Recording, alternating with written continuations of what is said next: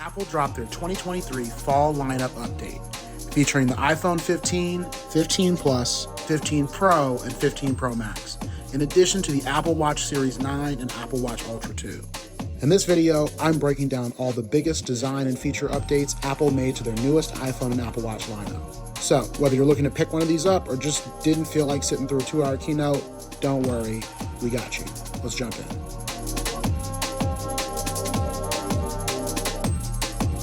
First up was the Apple Watch Series 9. As expected, after last year's design refresh and screen size increase, this year's Series 9 Apple Watch was an incremental nudge to last year's edition, with the biggest changes being an updated and more efficient chip inside, as well as a brighter display. The display brightness increase is nice to see though, as the one nitpick I have with my Series 8 watch is that it could stand to be brighter, especially in direct sunlight. Apple says this year's watch is currently twice as bright as last year's, but also dims down to an even lower setting of 1 nit, great for settings like a movie theater. The updated processor will likely deliver slight performance and efficiency improvements, but based on this keynote, one notable new feature this may enable is double tap. Apple announced this as a feature restricted to the Series 9 Apple Watch Ultra 2, and like many of you, I was a little confused by this because the double tap feature actually isn't new at all.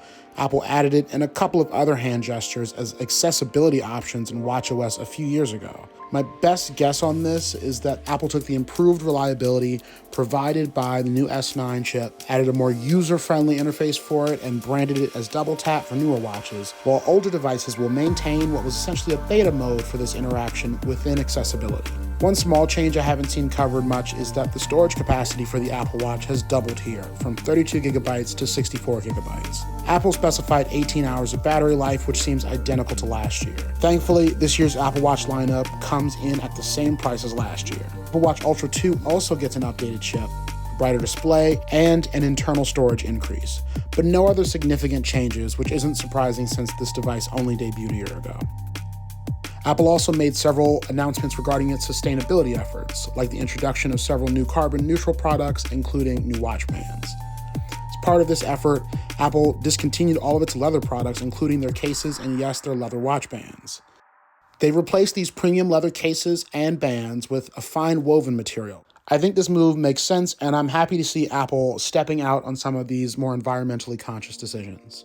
And despite rumors that suggested an end to their partnership, Apple and Hermes have refreshed their Apple Watch collaboration with new bands and watch faces to satisfy the super high-end Apple Watch market. We've also got refreshed bands and watch faces from Apple's collaboration with Nike as well.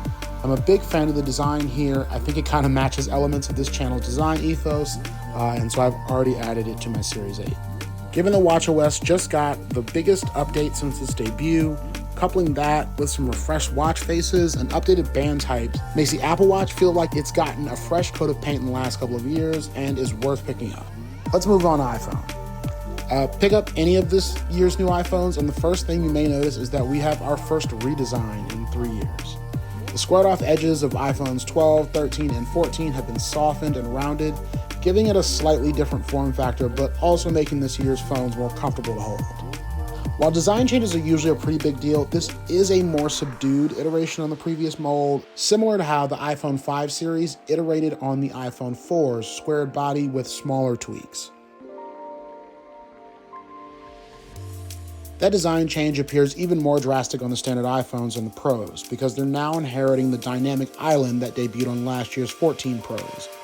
Both the standard and Pro iPhones now sport USB-C ports instead of Lightning, which means you can now use the same charging cable for your computer, your iPhone, your iPad Pro, and even now your AirPods Pro, which have now been updated to support USB-C.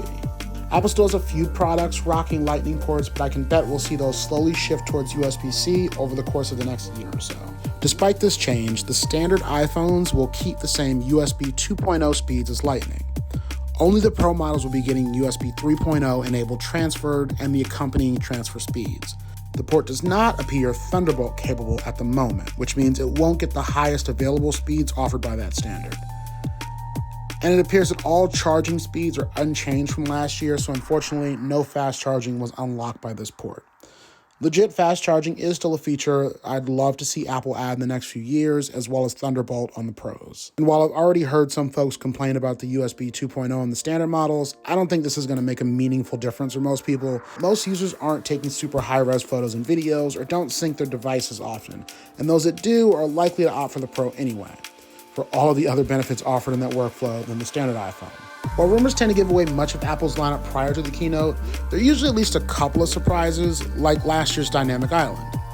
This year, the surprise that appeared to evade the rumor mill was all of the camera changes coming to the iPhone, especially the standard 15s. They're getting a way bigger camera upgrade than expected, now sporting a 48 megapixel sensor similar to last year's 14 Pros, and also now capable of outputting 24 megapixel photos as its standard instead of the previous 12 megapixels. One little noted change to the standard iPhones is one that I welcome, and that's the change from glossy to matte glass on the back of the standard 15s. Much of the fingerprint rage of the last few generations seemed directed at the stainless steel frame of the Pro models, but I've always found the back glass fingerprint issue to be far more distracting and egregious. But now those days are over, as the iPhone is now all matte everything. The back glass on the regular 15s, with the exception of the camera bump, has been retextured with a subtle matte finish to match the back glass of the Pro models. Apple also discussed altering their manufacturing process to infuse the color of the phone into the glass itself. And this year it looks like we're getting pastel variations on pink, green, blue, yellow, and black on the standard 15s. Besides these changes, the standard iPhone 15s resemble last year's model. They come in the same 6.1 and 6.7 inch sizes, same storage capacities, and prices. Moving on to the Pro models, we see an additional material change to accompany the body redesign. Again, ditching the glossy, jewelry-like stainless steel frame used since the iPhone X, the Pro models will now be made of titanium, similar to the Apple Watch Ultra. This brushed titanium now gives the sides a textured, matte finish that should be far more fingerprint resistant than before. The back glass retains the same matte finish as before and comes in 4 colors: white, black, blue, and natural titanium. As mentioned before, it also gets the addition of USB-C, but with the faster transfer speeds of USB 3.0. Part of the difference in transfer speeds here may be attributable to the chips in each of these devices. The iPhone 15 is working with the A16 chip from last year's 14 Pro, although beefed up a little bit and now called the A16 Bionic. This would not have included the necessary components to enable USB 3.0. At the very least, this may mean that change will arrive when next year's 16s inherit this year's A17 processor. The A17 in this year's Pros is also accompanied by a boost in RAM, with the Pros now sporting 8 gigabytes, which should really help boost multitasking, gaming, and general future-proofing for this device. This is the first chip with a 3nm architecture to be used in a smartphone, which should result in better efficiency and power management. Another headline change coming to this year's Pro iPhones is the addition of a new action button, replacing the mute ring switch that debuted with the original iPhone. This new programmable button, which still toggles the ringer by default, can now be customized to perform a number of different functions, including starting a voice memo, toggling the flashlight, opening the camera app, or even running a shortcut, which essentially gives it full customizability since shortcuts can run pretty much any app. This is a thoughtful, additional feature and one that should add a layer of functionality. This means an even easier time opening your camera if you're traveling, or if you're a reporter needing to record a fast on-the-fly interview with the press of a button. It should also be noted that this button is activated by pressing and holding for a second, not just by tapping, reducing the chances for accidental activations. The button also provides haptic feedback when activated, which should also help users know when it's been turned on. The notifications for this toggle also appear through the Dynamic Island, providing another useful application for this feature. Finally, we've got the camera updates.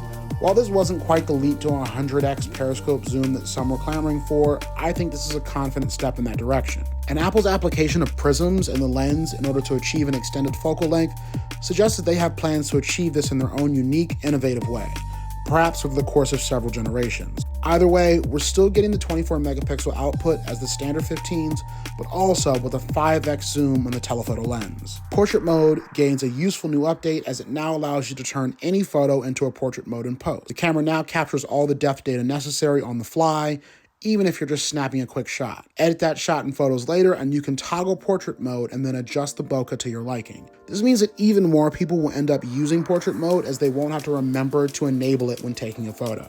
And finally, we've got the capability of capturing spatial video with the 2 non-telephoto lenses enabling 3D playback for those with the Apple Vision Pro headset when it releases.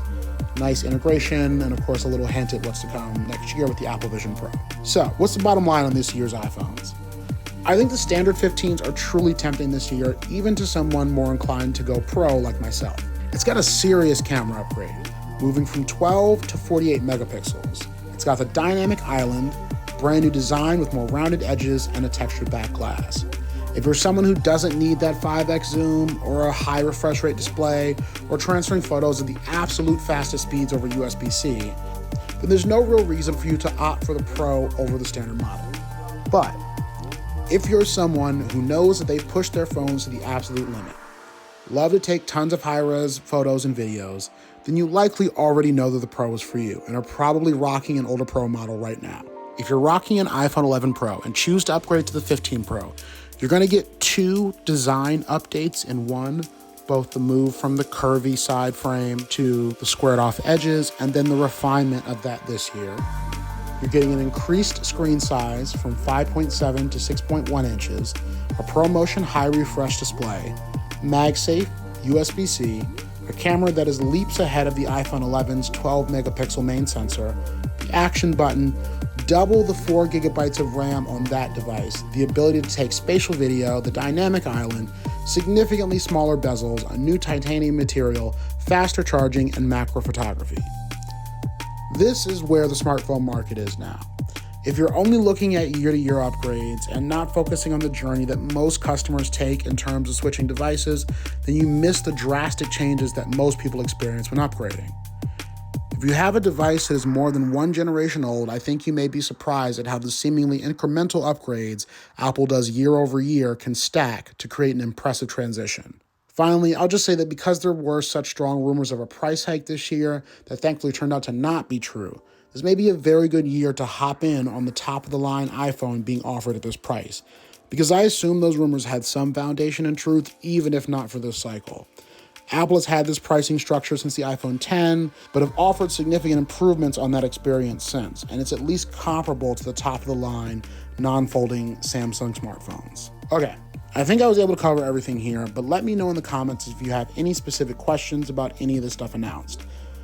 Also, I want to thank anyone tuning in. I know this channel hasn't had an upload in a while, but I am back at it working on more videos and plan on releasing a bunch of new coverage of what Apple's up to. So go ahead and get subscribed, stay tuned, and thank you so much for watching. This has been Hyper Focus Tech. I'll catch you guys in the next one.